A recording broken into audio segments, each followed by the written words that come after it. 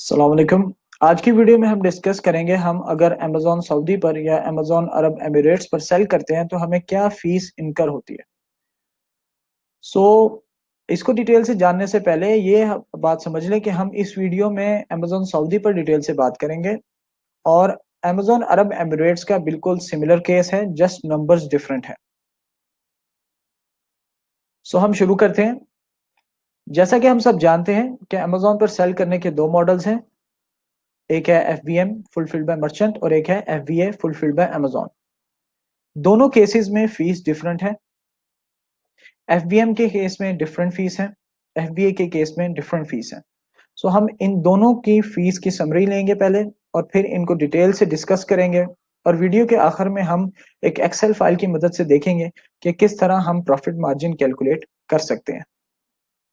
सो सबसे पहले शुरू करते हैं एफबीएम से। एफबीएम में 2 फीस इंक्लूडेड हैं। पहली है रेफरल फी, दूसरी है इजी शिप फी। एफबीए मॉडल में 3 तरह की फीस इंक्लूडेड है। पहली है रेफरल फी, दूसरी है एफबीए फी या फुलफिलमेंट फी और तीसरी है फिक्स्ड क्लोजिंग फी। इन सारी फीस की डिटेल्स हम आगे अभी देखेंगे। सो वापस चलते हैं एफबीएम मॉडल पर। सबसे पहली फी एफबीएम मॉडल में है रेफरल फी। रेफरल फी 2 चीजों पर डिपेंड करती है, एक आपकी प्रोडक्ट के सेलिंग प्राइस पर और दूसरा उसकी कैटेगरी पर। रेफरल फी आपकी प्रोडक्ट के सेलिंग प्राइस या सेल प्राइस की एक परसेंटेज होती है और वो कितनी परसेंटेज होती है ये डिपेंड करता है कैटेगरी पर। इसको डिटेल से जानने के लिए हम चलते हैं अमेज़न हेल्प पोर्टल पर। जैसा कि मैंने बताया रेफरल फी डिपेंड करती है आपकी प्रोडक्ट की कैटेगरी पर और आपकी सेल्स प्राइस पर। सेल्स प्राइस में डिलीवरी चार्जेस और गिफ्ट रैपिंग चार्जेस भी इंक्लूडेड होते हैं और आप देख सकते हैं कि डिफरेंट कैटेगरीज में डिफरेंट रेफरल फी है। फॉर एग्जांपल अपैरल कैटेगरी में 15% रेफरल फी है, एफबीए मॉडल हो या एफबीए मॉडल हो। और ऑटोमोटिव में 10% रेफरल फी है एफबीए मॉडल में और एफबीए मॉडल में इधर एक्सेप्शन है और रेफरल फी 7% है। इसी तरह आप देख सकते हैं बाकी कैटेगरीज में और मैक्सिमम रेफरल फी 15% से ज्यादा नहीं है।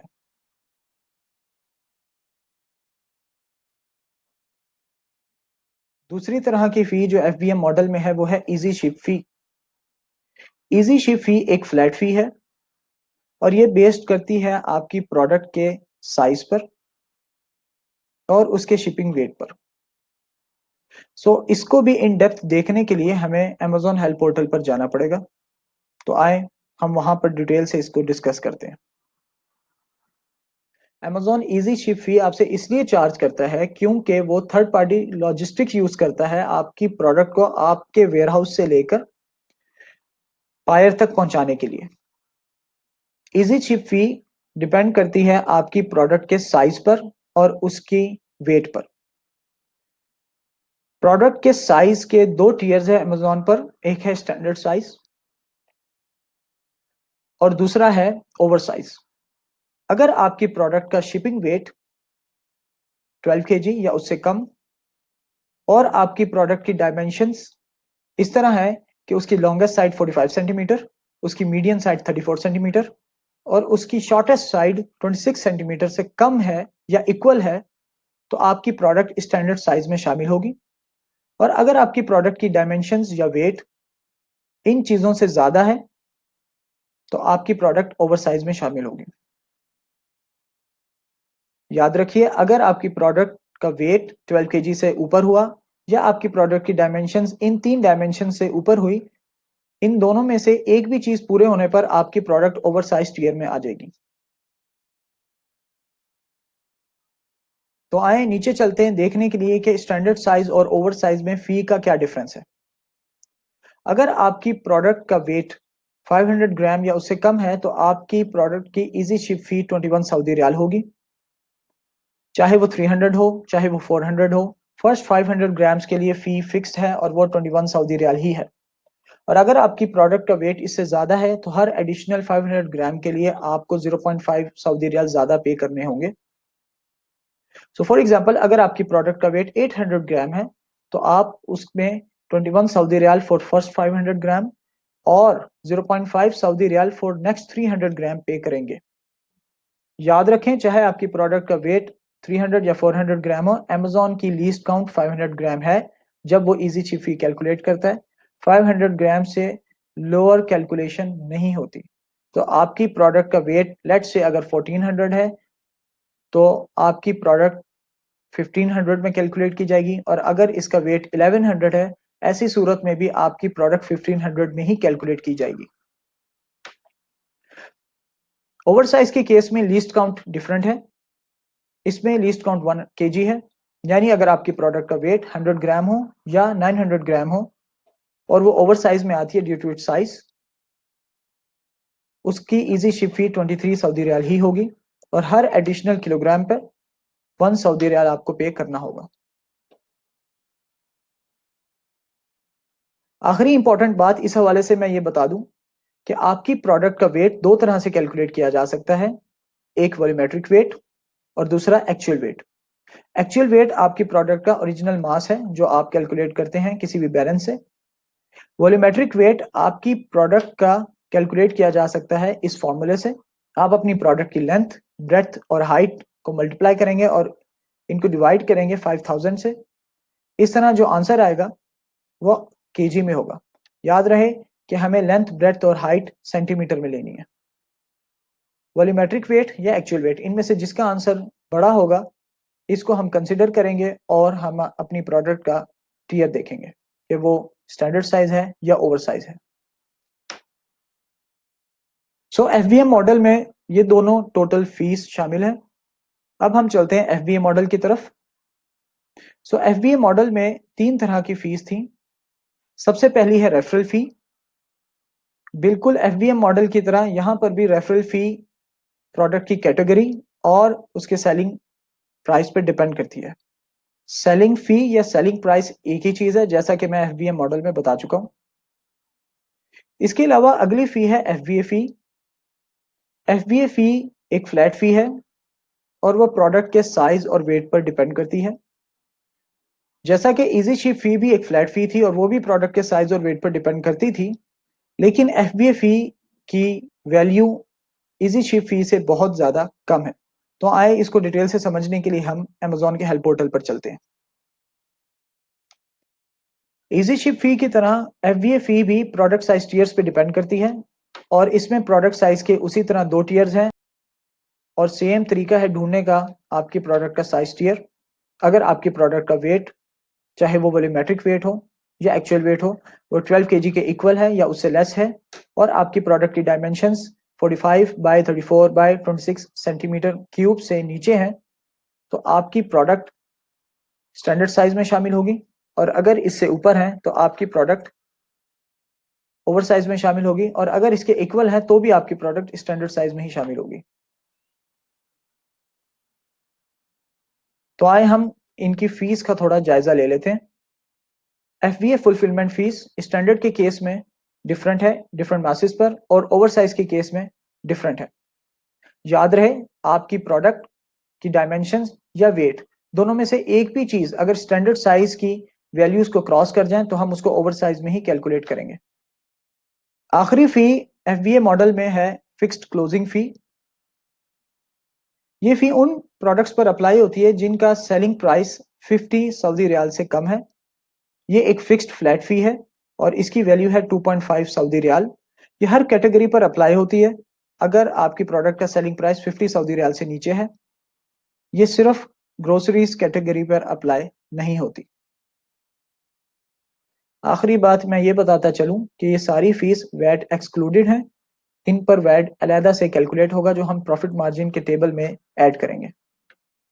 चले अब हम वीएटी, जिसे हम नॉर्मली वैट कहते हैं, इसको ज़रा देख लेते हैं कि ये दोनों मार्केट्स पर कैसे अप्लाई होता है और हमने अपने मार्जिन्स कैसे कैलकुलेट करने हैं।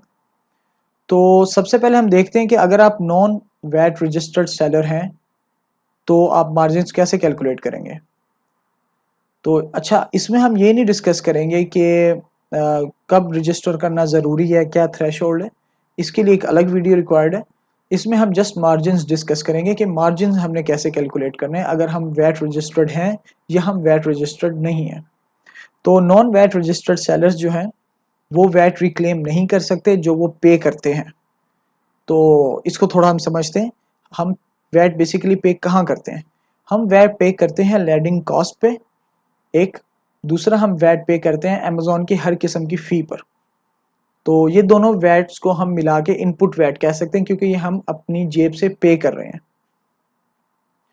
सऊदी अरब मार्केट के लिए जो है वो वैट रेट आपको पता है 15% है और अरब एमिरेट्स के लिए 5% है। तो सिंपली आप अगर कैलकुलेट करना चाहते हैं कि कितना वैट आप पे कर रहे हैं या आपको करना है, तो आपकी जो भी कॉस्ट है, चाहे वो लैंडिंग कॉस्ट हो या वो अमेजोन की फ़ी की सूरत में हो, आप उसको मल्टीप्लाई कर दें 0.15 से इन केस ऑफ सऊदी और 0.05 से in case of Arab Emirates. अच्छा, अब आप जो वैट कस्टमर से कलेक्ट करते हैं उसको कहा जाता है output VAT. So output VAT कैसे कैलकुलेट होता है? याद रखें, अमेजोन पर जो भी सेलिंग प्राइस मौजूद है वो इंक्लूसिव ऑफ वैट है। इसका क्या मतलब है?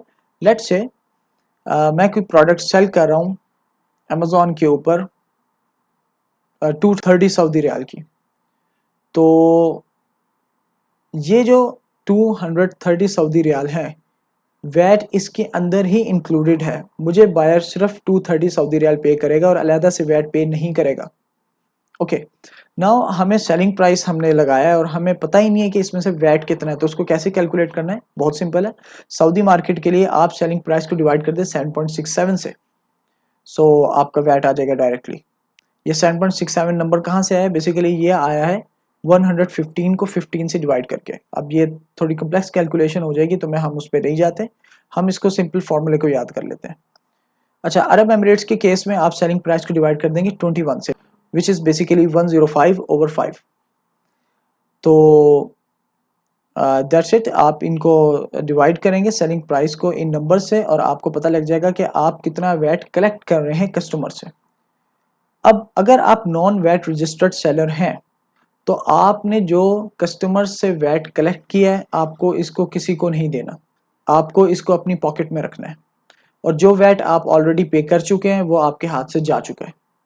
सो इसमें ओवरऑल आपने कौन सा वैट पे किया है? आपने अमेजोन फ़ी पे और अपनी लैंडिंग कॉस्ट पे और इसके अलावा जो भी आपके एक्सपेंसेस थे जो वैट जिन पर अप्लाई होता है आपने उन पर वैट पे किया है और जो वैट आपको कस्टमर से मिला है उसको आपने किसी को नहीं दिया। सो प्रॉफिट कैसे कैलकुलेट होगा? सो प्रॉफिट कैलकुलेशन के लिए आप ये सिंपल फॉर्मूला अप्लाई कर लें।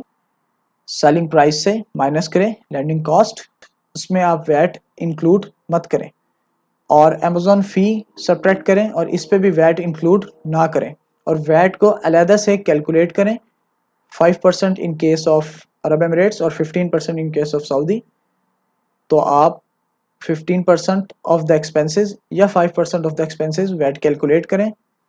द एक्सपेंसेस में ऑब्वियसली आपकी लैंडिंग कॉस्ट शामिल है, आपकी अमेजोन फ़ी शामिल है या इसके अलावा कोई और एक्सपेंसेस है जिन पर वैट अप्लाई होता है वो सारे शामिल हैं। तो आप वो अलहदा से अपने सेलिंग प्राइस से सब्ट्रैक्ट कर दें, तो ये आपका प्रॉफिट आ जाएगा।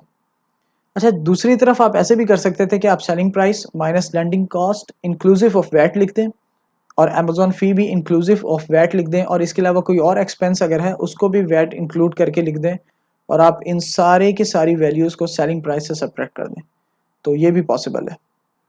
आखिर में हम एक एग्जांपल भी सॉल्व करके देखेंगे कि कैसे हमें एग्जैक्टली वैट कैलकुलेट करना है, तो आप ज़्यादा परेशान मत हो इस पर।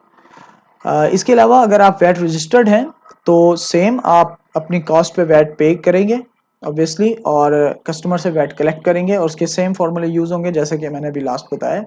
अब इस केस में प्रॉफिट कैसे कैलकुलेट होगा? अब हमने जो कॉस्ट पे अपनी वैट पे किया है वो हम रिक्लेम करेंगे और जो हमने कलेक्ट किए कस्टमर से उसको हम गवर्नमेंट को देंगे। सो बेसिकली आप आउटपुट वैट को सब्ट्रैक्ट करेंगे इनपुट वैट से, ये होगा नेट वैट जो आपने पे करना है। तो इस बात को और सिंपल करने के लिए हम देखते हैं प्रॉफिट एग्जैक्टली कैलकुलेट कैसे करना है। प्रॉफिट कैलकुलेट करने के लिए आप सेलिंग प्राइस से सब्ट्रैक्ट करेंगे landing cost exclusive of VAT और Amazon fee exclusive of VAT और फिर आप सब्ट्रैक्ट करेंगे जो आपने कस्टमर से वैट कलेक्ट की, क्योंकि वो वैट आप अपनी पॉकेट में नहीं डाल सकते, वो आपने गवर्नमेंट को वापस देना है। तो इसमें देखिए हमने अमेजोन फी और लैंडिंग कॉस्ट पे जो वैट पे किया था उसको सब्ट्रैक्ट नहीं किया। क्यों? क्योंकि वो हम रिक्लेम बैक कर लेंगे। तो ये बहुत सिंपल फॉर्मूला है। तो हम अब एक एग्जांपल देख लेते हैं नॉन वैट रजिस्टर्ड सेलर्स के लिए। तो आए हम चलते हैं एक्सेल शीट पर। सो मेरे सामने एक्सेल फाइल में एक टेबल है, मैं इस एक्सेल फाइल का लिंक डिस्क्रिप्शन में दे दूंगा। इसके अलावा मैंने जितने भी अमेजोन पेजेस विजिट किए हैं इनका भी लिंक मैं डिस्क्रिप्शन में दे दूंगा। इसमें हम सिर्फ येलो बॉक्सेस को फिल करेंगे और बाकी बॉक्सेस पर फॉर्मूला अप्लाई हुआ है और नंबर्स हमें खुद मिल जाएंगे। सो सबसे पहले हम डिफरेंट कॉलम्स को देख लेते हैं। सबसे पहली चीज है सेलिंग प्राइस, आपकी प्रोडक्ट की सेल्स प्राइस। दूसरा कॉलम है रेफरल फी, जो कि सेलिंग प्राइस की एक परसेंटेज होती है और वो परसेंटेज डिपेंड करती है कैटेगरी पर। तीसरी चीज है इजी शिप फी, जो कि एक फ्लैट फी है जैसा कि हमने देखा। चौथी चीज है लैंडिंग कॉस्ट, जिसमें आपकी प्रोडक्ट का प्रोडक्शन कॉस्ट और उसका शिपिंग कॉस्ट दोनों शामिल है। अगली चीज है वैट, जो कि सऊदी में 15% है और अरब एमिरेट्स में 5% है। और वैट आप पे करते हैं लैंडिंग कॉस्ट पर और अमेजोन फी पर। ये वैट रिक्लेमेबल होता है, लेकिन इसके लिए हम एक अलग वीडियो में डिस्कस करेंगे कि किस तरह हम वैट रजिस्टर हो सकते हैं और किस सूरत में हम वैट क्लेम कर सकते हैं और किस सूरत में हम नहीं कर सकते, और हमें कब वैट पे करना है और कब नहीं करना। आखिरी कॉलम है मार्जिन का और परसेंटेज प्रॉफिट मार्जिन का। So for the sake of example, मैं एक वॉच सेल करना चाहता हूं 79.9 सऊदी रियाल का। वॉच कैटेगरी की रेफरल फी 15% है, तो मैंने यहाँ पे फॉर्मूला ऑलरेडी 15% अप्लाई किया हुआ है। 0.15 इज बेसिकली 15/100। आप अपनी कैटेगरी के लिहाज से यहाँ पर नंबर चेंज कर लेंगे। इजी शिप फी मिनिमम 21 सऊदी रियाल है। एग्जांपल यही ले लेता हूँ। लेट्स से लैंडिंग कॉस्ट मेरी प्रोडक्ट का 20 सऊदी रियाल है। वैट ऑटोमेटिकली लैंडिंग कॉस्ट पे और मुझे अमेजोन फी पे करना है, वो फॉर्मूला यहाँ पे लगा हुआ है। मार्जिन 19 सऊदी रियाल है, जो कि बेसिकली 23% बनते हैं। अब हम चलते हैं एफबीए फी की तरफ। सो इस पर हम पहले डिफरेंट कॉलम्स देख लेते हैं और हम सेम एग्जांपल इस पर भी अप्लाई करके देखेंगे। सो सबसे पहला कॉलम है सेलिंग प्राइस, दूसरा कॉलम है रेफरल फी, जो कि एफबीएम की तरह सेलिंग प्राइस की एक परसेंटेज होती है। अगला कॉलम है एफबीए फी, जो कि इजी शिप फी से बहुत कम होती है। अगला कॉलम है क्लोजिंग फी, जो कि उन प्रोडक्ट्स पर इंप्लीमेंट होती है जिनका सेलिंग प्राइस 50 सऊदी रियाल से कम है। अगला कॉलम है लैंडिंग कॉस्ट और उससे अगला कॉलम है वैट और फिर मार्जिन और percentage profit margin. So for the sake of example मैं अगेन यहाँ पे 79.9 सऊदी रियाल पुट कर देता हूँ। रेफरल फी अगेन 15% है वॉचेस के लिए एफबीए मॉडल में भी। एफबीए फी मिनिमम 500 ग्राम के लिए 5 सऊदी रियाल है और 1 किलोग्राम के लिए 5.5 सऊदी रियाल है स्टैंडर्ड साइज के केस में। तो मैं यहाँ पे 5.5 पुट करता हूँ क्योंकि मैं एक वॉच की एग्जांपल ले रहा हूँ। क्लोजिंग फी इस पर इंप्लीमेंट नहीं होगी क्योंकि इसका प्राइस 50 सऊदी रियाल से ऊपर है, basically selling price. Landing cost मैं वही 20 सऊदी रियाल लेता हूँ। तो आप देख सकते हैं कि इस सूरत में परसेंटेज प्रॉफिट मार्जिन ज्यादा है और इसकी मेन रीजन है एफबीए फी और इजी शिप फी का डिफरेंस। सो चूज वाइसली कि आपने किस मॉडल पर काम करना है। सो मिलते हैं आप लोगों को अगली वीडियोस में। अपना बहुत ख्याल रखिएगा। अस्सलाम वालेकुम।